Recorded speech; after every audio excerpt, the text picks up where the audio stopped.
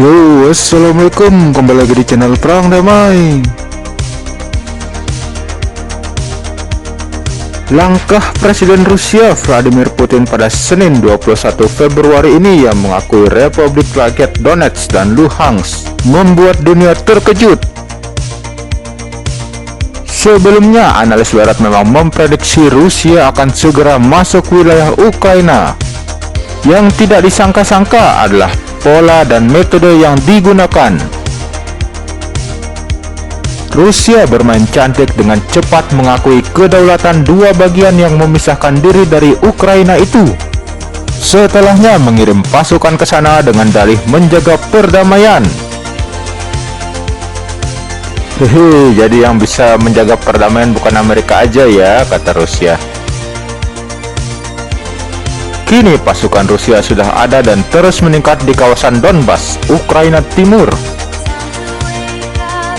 Langkah ini jelas semakin meningkatkan potensi konflik di wilayah antara Rusia dan Ukraina yang berbatasan tersebut. Kasihan juga nih Ukraina, dua wilayahnya menyatakan merdeka.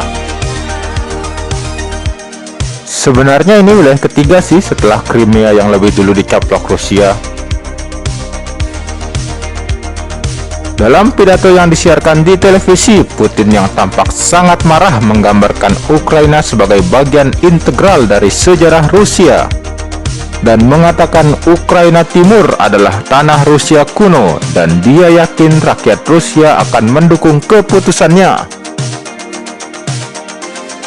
Saya menganggap perlu untuk membuat keputusan yang seharusnya dibuat sejak lama, untuk segera mengakui kedaulatan dan kemerdekaan Republik Rakyat Donetsk dan Republik Rakyat Luhansk, kata Putin sebagaimana dilansir Sputnik yang diberitakan Okezon.com. Dari sisi Ukraina, meski sedang berada di ambang perang dengan Rusia, Ukraina masih mendapatkan tawaran peningkatan ekonomi dari Amerika Serikat. Mereka ditawari utang sebesar 1 miliar US dollar. Amerika ini beneran mau ngebantu apa coba cari cuan ya dari bunga utang?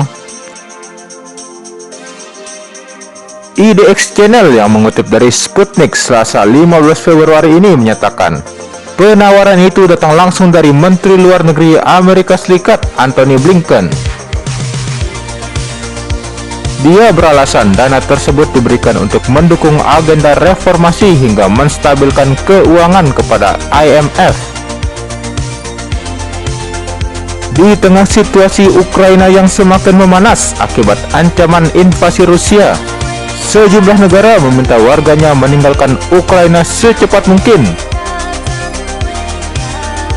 Duta Besar Belanda di Kiev, Jens de Mol, misalnya, dia mengimbau warganya secepat mungkin meninggalkan Ukraina.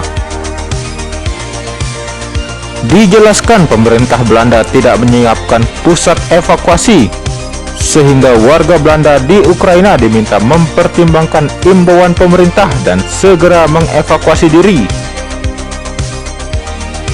Langkah serupa segera disusul negara-negara lain seperti Australia, Selandia Baru, Norwegia, hingga Jepang.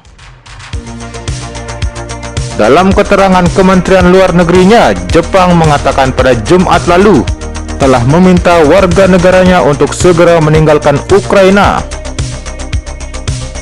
Setidaknya ada 150 warga negara Jepang di sana. Negara lain yang juga meminta warganya segera mengevakuasi diri adalah Kuwait, Jerman, Lituania, Jordan, hingga Swedia. Waduh, kalau negara-negara besar dan maju sudah kayak gitu ya berarti perang emang segera pecah. Kasihan juga sih Ukrainanya. Sekian untuk episode bermanfaat kali ini. Wassalam.